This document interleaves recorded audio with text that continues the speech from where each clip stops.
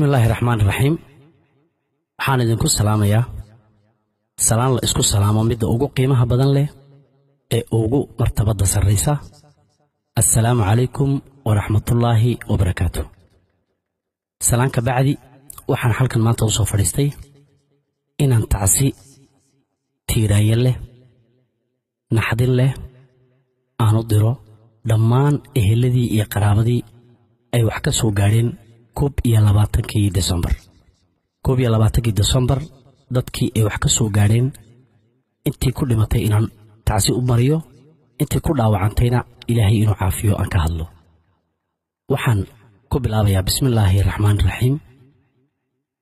22 December wixii dhacay waa 5 cisho ka hor. 5 cisho waxaan u hadli waayay si aan u ururiyo waxyeeladii dhacay wararka ka soo baxaya. waxaan akhriyay inta oo maqaal oo dhinacyo badan ka socda, wixii baan isku miisaamay aan waxba kale ogeyn inaan meeshan imaado ayaan diiday. waxa ka dhacay 2 arrimood oo falxun. mid wuxuu ahaa balbala, xafad weynta balbala oo ummad reer Jabuuti ah oo ku xusaysa ama wanqal iyo mawlid qal ugu sameynaysa odagii ay ka tafiirmeen oo ummadaas reer Jabuuti aanu ma oranay reer qurac iyo reer galeyd. aniga ummad waa imid aan ogahay oo ogsoonahay ummadan Ilaahay abuuray inuu aadan iyo xaawo ka sameeyay. waxaan ogsoonahay ummadda geeska Afrika fadhiday inay ehel quraat yihiin. waxaan ogsoonahay taariikhda ummadda meeshay ka soo jeedaan iyo meeshay ka yimaadeen. ma oranay reer qurac iyo reer galeyd. reer qurac iyo reer galeyd waxa ilaahada sidiisaba nin biyo ku caba. ana waligii koob shaaha kuma cabin, koob biyana kuma cabin.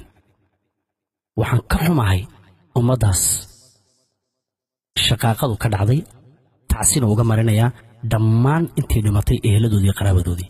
iyagana waxaan Ilaahay uga barayaa inuu Ilaahay qabriga waasiciyo, inuu Ilaahay uga dhigo beeraha jannada kamida, inuu Ilaahay shuhaadadii iyo ambiyadii la xidhiidhsiiyo subhanahu wa ta'ala.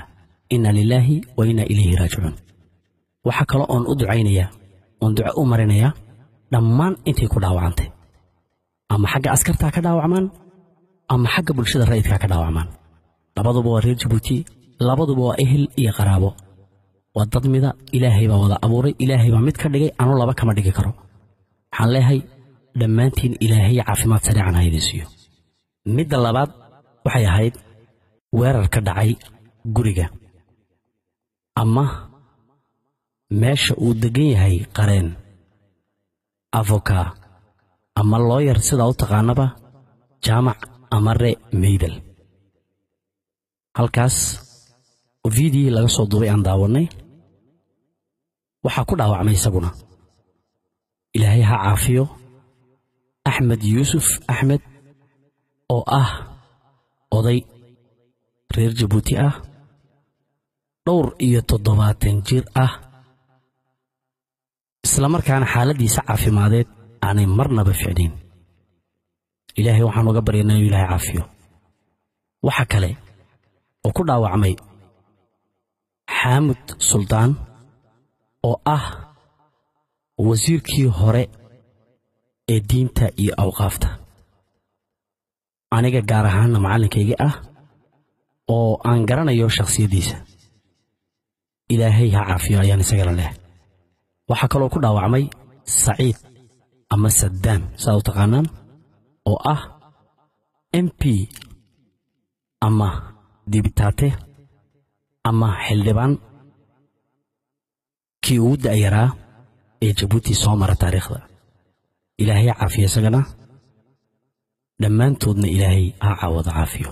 waxay meesha ka dhacayna qof kasto aqli loo ka xun yahay, qof kasto oo maskax loo ka xun yahay, qof kasto oo fikiraya oo ka xun yahay, qof kasto oo berito la eegayo ka xun yahay.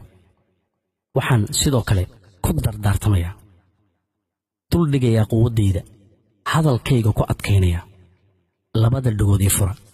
waxaan idin ku dardaaraya fartaas halkana way ka caddahay, halkana way ka madoodahay. waana hal far, halkan way ka caddahay, halkana way ka madoodahay. reer qurac iyo reer galeyd hadday wax tarayaan wadamo badan baa ku maqan. reer Jabuuti waxaan idin leeyahay nabad nabad wada noolaasho nabad wada noolaasho gebigiina ehel qurahaata gebigiina walaala ah gebigiina dadnimada waxaan wali hadda u ordaynaa oo raadinaynaa qarankii Soomaaliyeed ma karayno qaran labaad oo burbura waan dareemayaa nin Jabuuti ku dhashay baan ahay nin Jabuuti ku soo koray baan ahay nin Jabuuti ku guursaday baan ahay nin Jabuuti aabbo ku noqday baan ahay oo ciyaal ugu dhasheen waad dareemi kartaa waxaan dareemayo ninna ma aamusi karo doontiisii oo sii dumaysa qofka aamusana waxaan aaminsanahay inuu yahay qof aan damiir lahayn waa ka xumaay wixii ka dhacay waana idin kala dardaartamaya cudurka xunka ah ee wadana badan ku maqayeen ilaahay baan idin ku dhaarshay nabad baan idin ku yeedhayaa ilaahay baan idin ku dhaarshay nabad baan idin ku yeedhayaa waxaan idin ku yeedhayaa inaad walaaltihiin waxaan idin ku yeedhayaa inaad wax wada dhashatiin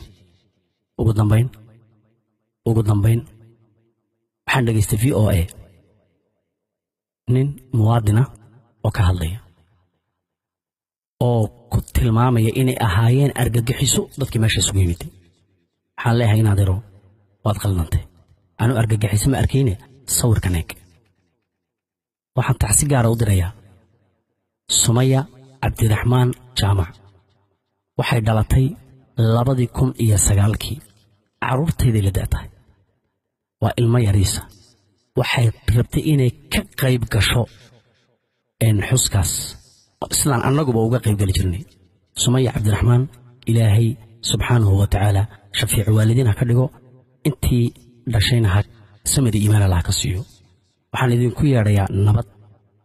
idinku yeedhayaa nabad hadallada qaar ayaa ummad kicin kara waxaan idinku yeedhayaa nabad xagga dawladana nabad baan ugu yeedhayaa xagga bulshada rayidkana nabad baan ugu yeedhayaa xagga dawladana waxaan leeyahay war wixii dhacay yaan la buunbuunin wax eeba dhacay wax foolxun baa dhacay waa laga aamusaa waxaan idinku yeedhayaa nabad ilaahay baan idinku dhaarshay waddanka yariiska ah ummadda ku hoos gaajoonaysa ilaahay baan idinku dhaarshay qax ha ugu bedelina waxaan idin leeyahay dhammaantiin ilaahay nin walba meesha uu joogo ha ku xafido nin waliba meesha uu joogo ilaahay ku xafido aad baan idin soo wada salaamayaa kashkiya laabtaan idin ka soo salaamayaa I love you inolada assalaamu calaykum waraxmatullaahi wabarakaatuh